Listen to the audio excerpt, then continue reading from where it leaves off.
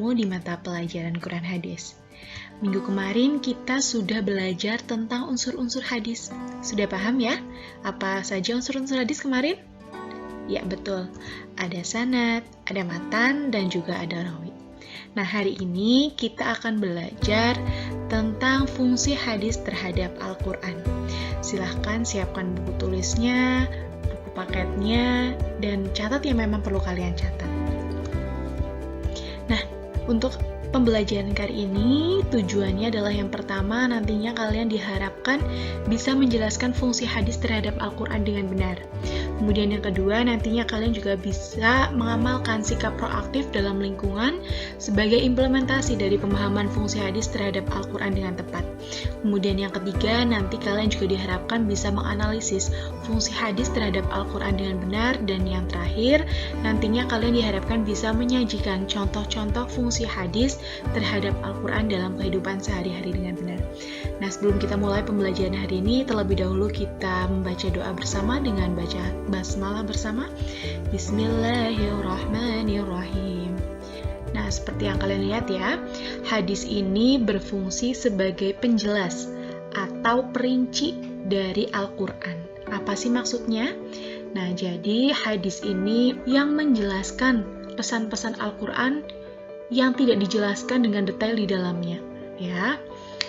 Kemudian hadis ini juga bertujuan untuk menjelaskan apa sih tujuan penciptaan manusia, kemudian apa saja hukum dan ajaran Islam.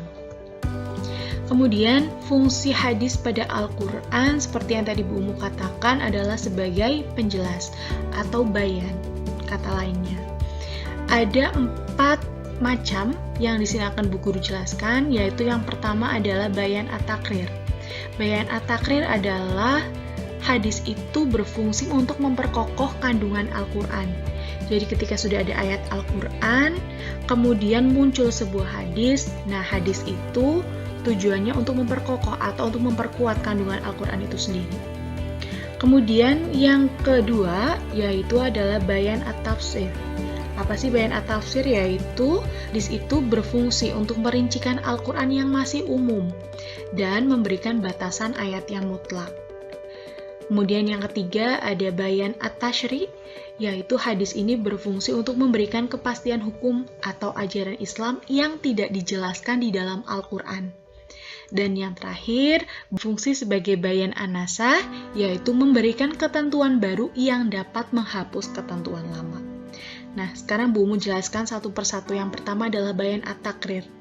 Tadi fungsinya adalah untuk memperkokoh atau memperkuat kandungan Al-Quran.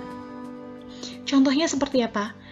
Bu Umu di sini contohkan Quran surat Al-Maidah ayat 6 yang terjemahannya, hai orang-orang yang beriman, apabila kamu hendak mengerjakan sholat, maka basuhlah muka dan tanganmu sampai dengan siku, dan sapulah kepalamu dan basuh kakimu sampai dengan kedua mata kaki. Nah, di sini di Al-Quran ini sudah jelaskan ya bagaimana caranya atau apa saja yang kamu lakukan ketika mau mengerjakan sholat.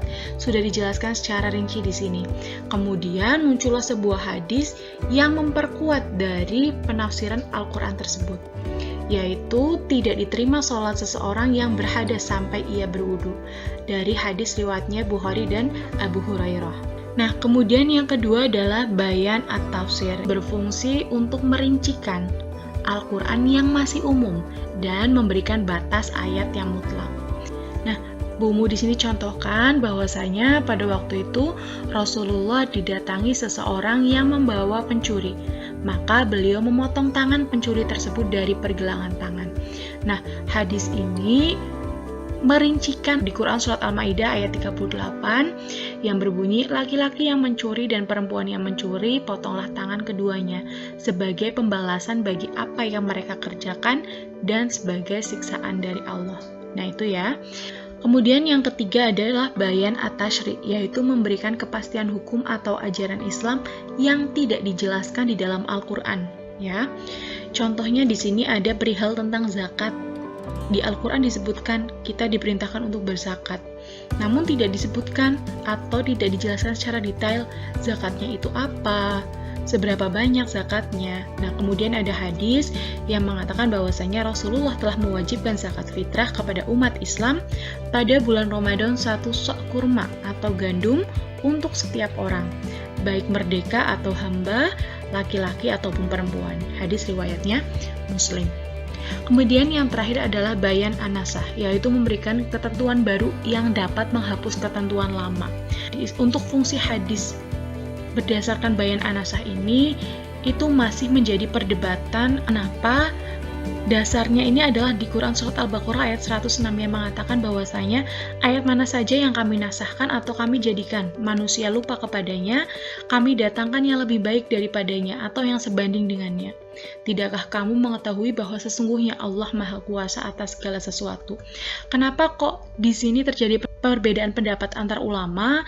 Karena ada yang mengatakan bahwasanya boleh suatu ayat itu dinasahkan. Jadi ketika ada suatu yang lebih menjelaskan atau yang lebih cocok, kemudian itu bisa menghapus yang lama.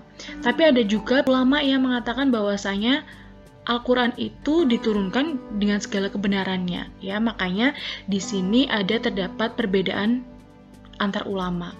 Ya, tergantung nanti kita mau mengacunya kepada siapa.